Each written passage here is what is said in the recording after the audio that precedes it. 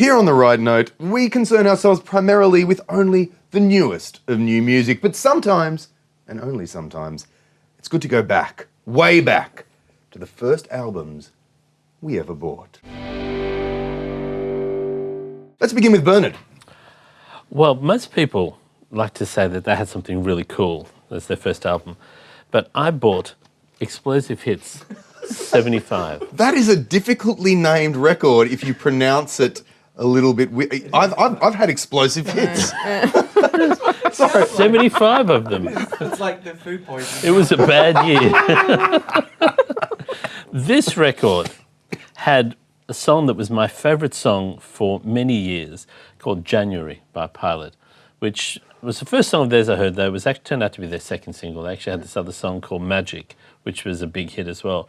But that song, my birthday's in January, so I suspect that's probably why I liked it, but it was also really good. Yeah. What age were you when you bought that? I was 10 when I bought this. I'd saved up Christmas money, I think, as a Christmas, possibly birthday money, because I don't know when in 75 it came out.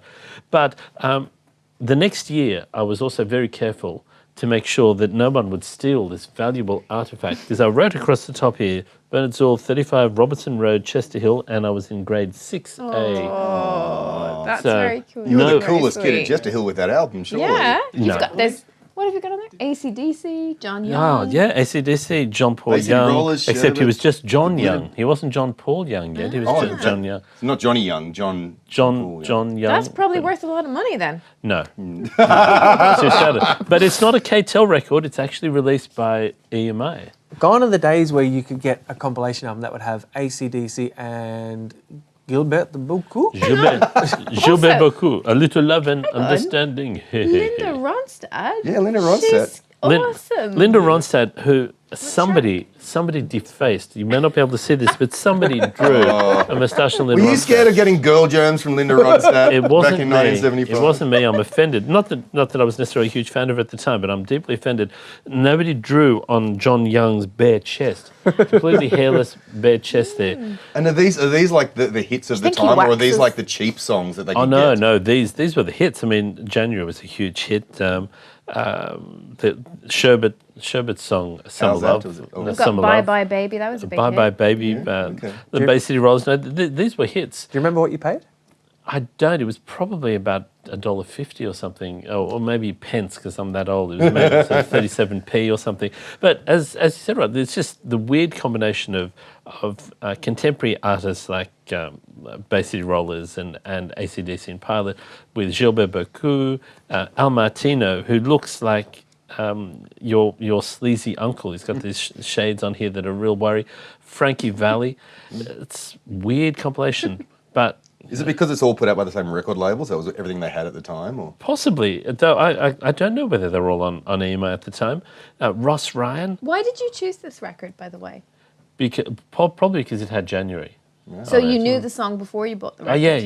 yeah. From watching his Countdown around? Yeah, it would have been a countdown or Donny Sutherland's Saturday morning show. Yeah. But it had enough hits on here that, I mean, Steve, at the time, I don't know that I was cool. I know I wasn't cool enough to think that Steve Harley and Cockney Rebels Make Me Smile, Come Up and See Me, Make Me Smile was such a cool song. But I probably liked Al Martino. God help me, I was 10. What do I know? I was only They Come 10. Up and See Me Make Me Smile. Well, that was Nick Barker covered that at some point. He did, yeah, but let's not talk about that. Okay, that's when I first heard that song. Yes. Probably on the compilation from the late '80s, which is when I started buying compilation albums. Very likely. And I know it's in no way cool, but this record is still in playable condition. I played it a couple of days ago, and it does rock. Did it take you right back? Well, I played reasonably often, so I don't have to go back all that often. I don't have to go back that far. My first record was the Beatles' White Album. No, it wasn't. I still haven't bought that one. What if you sort of cast your mind back to Back. 7-year-old Danielle living in I Ireland? think I remember that. What, like mid-90s? So, yeah, You were about this time? it was about like 2000. Now, look, a lot could be actually sort of analysed by this choice. Or also you could just say, well, you know, maybe this is what put me on the path I am on now. So the artist that I was most in love with in a sort of, not in an actual, boy girl in love way, but more in a sort of worship way, was Kylie Minogue.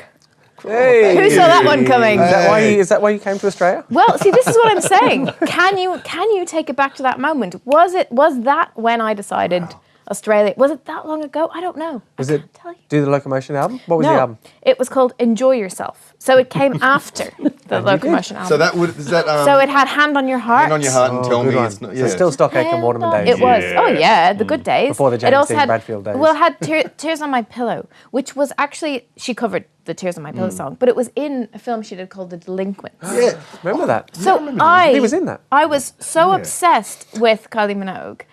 I so badly wanted to see that film, but apparently it was like a little old for me. They were delinquents, Danielle. But I remember at 7 years, 8 years of age, actually getting to see that film because I loved Kylie so much, and that was a bit raunchy. But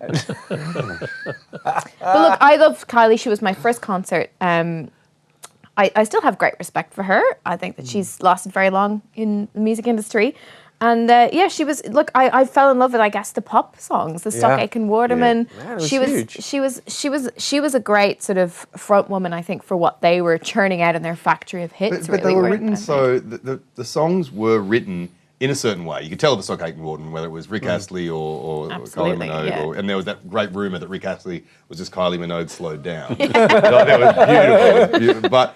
But I think that those songs, maybe just because of sentimental reasons, they kind of sound a bit nicer than the songs that are churned out in factories these days. They have cool key changes and like just funny bits, like lots of crazy. They're very intricate- innocent. They were. Yeah, They were that's innocent. true, yeah. They were innocent but very well done. They were. Really smart, and but not in a way that needed to stick out for the 10-year-olds, 7-year-olds, Yeah. and 12-year-olds who were buying it. So obviously great musicians, obviously whichever of the three was a musician, whichever one was the lawyer and the accountant or whatever. But I think it was Stockacre, wasn't it? And then Waterman was the Waterman kind was of more the frontman businessman business guy. type, Yeah. yeah. But they're an interesting trio, really, weren't they? And I think that they would like to think that they were very smart at the time, and maybe even a little deeper than people give them credit for. Whether they were or they were just happened upon this amazing formula, I don't know. I don't think they would claim to. Well, they shouldn't claim that they were deep lyrically, but musically they were I certainly think better musically. than. I think they do think that musically they have been a little bit disrespected in a lot of ways, and I think that a lot of what came after them was influenced by them and what they Which did. is annoying because they, back then, in that time, told us quite clearly that they weren't ever going to give us up or I let know, us right? down. It's true. And yet- And they'll put their hand on their heart and tell you that.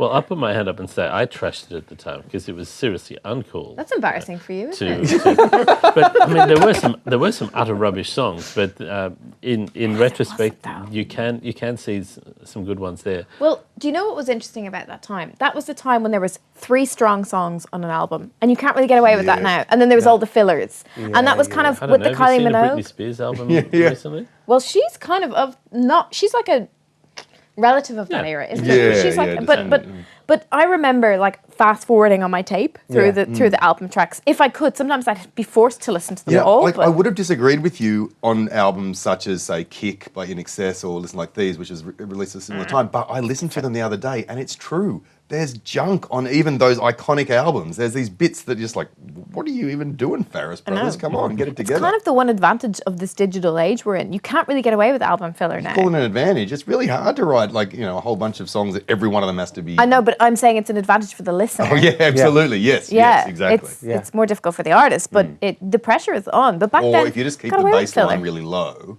like as in the standard for the album, then it all kind of just meanders along. Yeah. Well, that's true. 26th of May, IBIT by Fred Swan, by the way.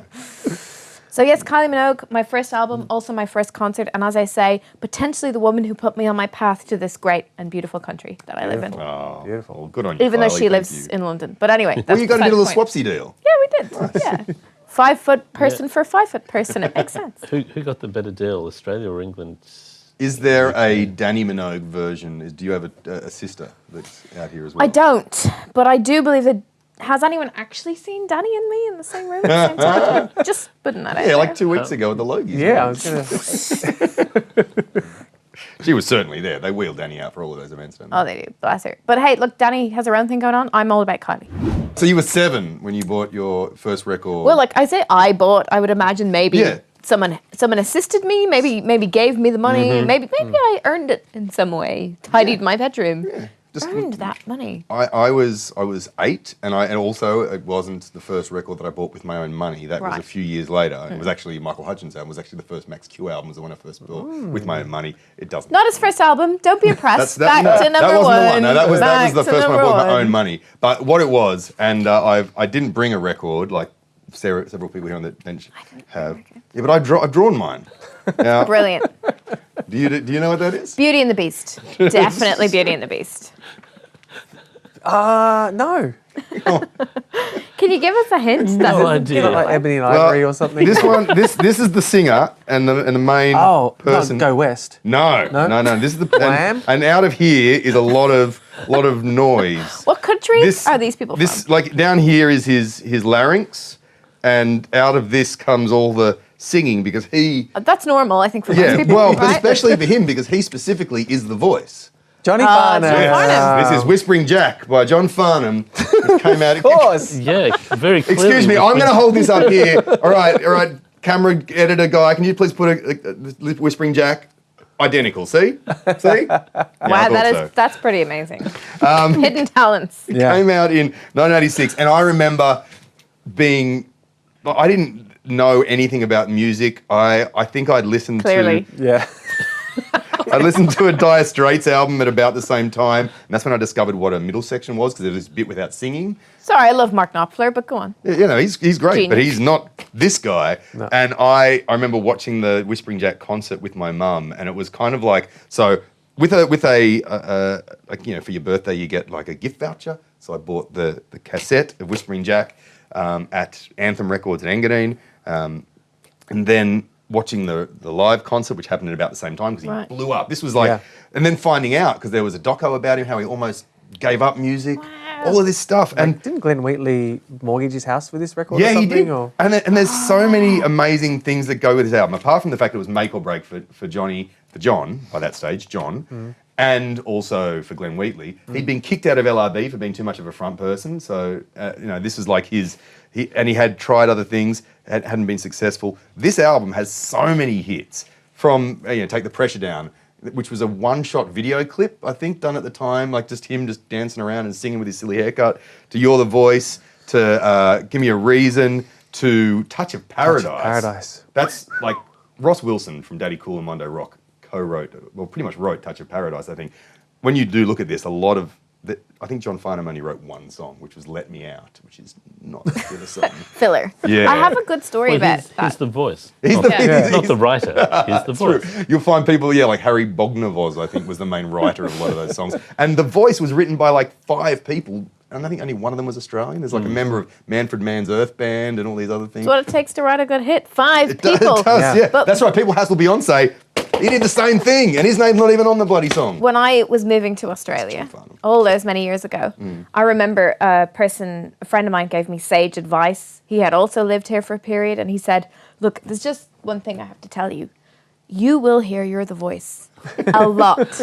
Everywhere you go, you will hear that song. And I was like, ha, ha, ha, ha. Got off the plane.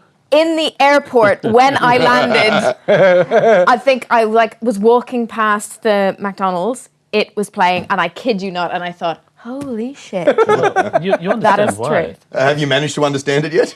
Well, we're all someone's daughter. We're all someone's son. It's true. So take a look at each other. Yeah, there you go. Can we just play a clip from that song for a moment Can we and just play the enjoy whole? it? I mean, there's some interesting facts about the song. It was on a demo tape that John Farnham got given, which also had on it, was sent over from England, this demo tape, or brought over by a producer. Also had We Built This City, which was eventually very- covered yeah, by Starship. Starship. Oh, thank He God he said- didn't do that. Absolutely. And on the demo, the snare drum, because John Farnham for this album was really into sampling, believe it or not. He was sampling Ahead of things. his time, that yeah, guy. he was. He was DJing like a mad. He was girl talk, but so he was sampling things using some sort of very primitive 1986 or 85 sampler. Sort of like the Grandmaster Flash of Very what he much was- Grandmaster Flash. But he sampled in his garage at his dodgy house a car door, which he used as the snare sound. As the snare sound in the demo did. of You're the Voice. He did What do you reckon he recorded it on? on a dodgy microphone. Or was it one of those like tape players where you Yeah, press play and record at the same time. It was, and then he put it in a sampler. And then for the final copy, when Was they it an accident? It might have been an when he accident. and Glenn Wheatley convinced the record label to actually record "You're the Voice," which took a while to record it properly, he said, "Well, we're going to do this properly." And they hired a Porsche, and they used the car door of a Porsche slamming Nice. as the snare sound of "You're the Voice." Because record companies had too much money. They back in 1986. Holy shit. I think there wasn't a record company when they recorded this album. I think they had to sell it to a record company afterwards. They even went to a radio station to try and get any traction at all. Hang on, who paid for the Porsche? Oh, I don't know. He just cut off some of his mullet and just sold that to someone. No, I don't know the facts. If you're watching John I or think Glenn, he just hung around outside a cafe in Toorak and waited until someone was leaving and got them as they shut the door. got them. That could have been it. Hopefully, they didn't get their expensive alligator skin shoe caught in the door at the time. Anyway, Does this explain your punk rock? Your future no, in punk rock? it's not a reaction to this at all. Although the thing about Frenzal Rom and stuff is our amazing grasp of melody, which no one has ever said about us. But we do love melody a lot, and I think this sort of stuff, and also our love of yacht rock like Toto and Steely Dan and stuff, plays into that. Although you will not be able to hear it in any Frenzal Rom albums, including Is there the one one that's out coming on out? the 26th of May. It's called High Vis High Tea. This is the record that I wanted to be my first. Oh, it's You're the Voice, Whispering Jack. by John Fogerty. That's it. Hey, However- we all had I wanted a record to be my first. So what happened was, my mum picked my brother and I up from school one day. I was probably about 7. He was 5 years older than me, and she took us to Abel's, which was the record store in Manuka in Canberra, where I grew up. And we were each allowed to choose a tape. I wanted Kiss. He was the older brother, so he wanted Kiss as well. So he got this. Okay. So I got the far less credible Split Ends, True Colours. Nice double punch there. This is a cracker of an album. Yeah, this it is is. not. This is actually not bad for For a your first record. Yeah. But you, Not what? bad. It's bloody great. It's a good one choice. because you may remember I Got You by Split Ends was just on Countdown every night because I think the end of every show they would do like a top 10. They would do it the top 10. They count it down. So that was my first real exposure to Split Ends, I think, and I Got You was everywhere. So that was the other choice when Kiss weren't available to me. I got Split Ends and it's got Shark Attack on it. I Hope I Never.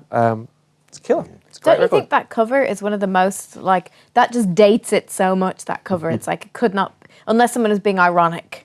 I reckon. It's so of its time. No, you see, I could see Kanye West doing a cover like that now, or designing that into. Yeah, but he'd be ironic, wouldn't he? Wouldn't he be being ironic? Well, I don't know what's ironic anymore. I got no idea. But anyway, That's pretty so that cool, was- Rod. What age would you say you were at the time? I reckon I was 7 or 8. That is very Can cool. I just say that of those two records, one of them has lasted rather well. The other one, Well, I'd like to say that one of them is being ripped off by what was that band that we reviewed? Who was it? Spoon. By Spoon. One of them's being ripped off by Spoon, and it's Indeed. not Split Ends. No. Oh, the one song. There's one song that sounds like I was made for loving you. Whatever. But yeah, did you ever see Split Ends back in the No, day? never saw Split Ends. Interestingly, unfortunately. that was by that stage, Split Ends had pretty much got rid of the makeup, while Kiss were With lathering it on. That's right. But only a couple of years later, they would follow also, Split yeah. Ends and strip the makeup. And then decided that, oh gosh, too Gene ugly. Simmons, we need to put that fucking makeup back on that dude. That's right. And But maybe just cover up all his pores so he can't breathe and etc. I think the first albums I ever had given to me as a kid were Nana Muscuri, Odd Choice, and Chipmunk Punk. But Chipmunk Punk. This is the first one that I. So my first exposure to Billy Joel was Helium Voice. Helium Voice Wow. is singing "You May Be Right," maybe correct. What's that song? You may be right. Maybe it's right. You May Be Right, right. Billy Joel. Yeah. Let's go on. There you go. That's. I mean, I It feel was like the Chipmunks. we've singing learned songs. so much about you. Yeah. I feel Yeah. like I know you a little bit more. See, I had because people knew that I liked records. I was being given records from the time I was about 10, 11 on, and one of the records I was given, it's a special package. Here's for you, was Australian Country Greats. I was 10. That explains And, it. Yeah. and it was people who looked about 133 Yeah. singing in American accents half the time. I thought, what is this? Were they great? No. Well, Misleading title. At 10. At least and Kylie wanted everyone to enjoy themselves. it's She one of wasn't the- lying It's about one of that. the only records I've ever thrown away. I have no idea. Yeah. That and ELO are the two records I've Threw thrown away. ELO away. Why would you Wow. throw that away? You're not a Jeff Lynne fan. I'm not a Jeff Lynne fan. Oh, you said that with Conviction. vengeance in your voice. Telephone line? Come on. Yeah. Mr. Blue Sky. Yeah, Mr. Blue I don't Sky. mind Mr. Blue Sky. What about Travelling Wilburys? You throw a bit of Orbison and Dylan into the mix. Oh, look, you start talking about things that Jeff Lynne's produced, and I will start tearing clothes, not mine, other people's. Now you know why we're on this break. You know, where he's getting therapy for his hatred of Jeff Lynne, his unfounded hatred of one of his, pop's greatest appropriators. He admits it. He admits that he wanted to write albums that the Beatles should have written or whatever. Yes. Yeah. Anyway, that's where we're at now. Yes. Moving on before I start ripping into him. I feel like we've all learnt a little I think something so, about yeah. each other today. Yeah.